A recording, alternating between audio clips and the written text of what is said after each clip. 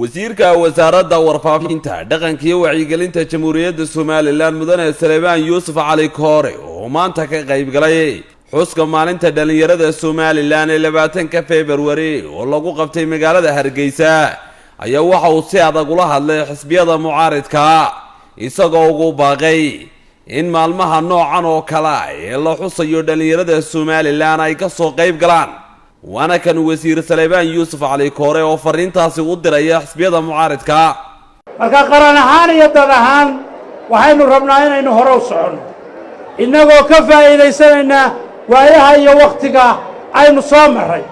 iyo taariikhda aynu soo maray haddii shalay cadaalad darro jirtay waa inaynu cadaaladda ilaalinaa haddii shalayto aynu bilaa maamul ahayn waa inaynu aqbalnaa maamulkii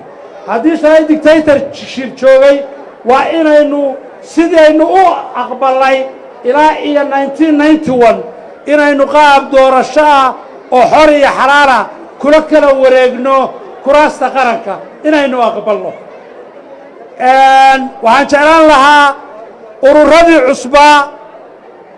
ee lagaga dhawaaqay halkan iyo xisbiyadii qarankuba inay joogaan maadaama ay maalin qaran ahayd waxaan leeyahay iyaguna maalmaha qaranka ka soo qayb galeen ururadii dhowaan ku dhawaaqay inay tartamayaan iyo xisbiyadii qarankuba inay ka soo qayb galaan maalmaha qaranka way tahay waxaan idinkaga tegayaa guul Soomaaliland ha noolaato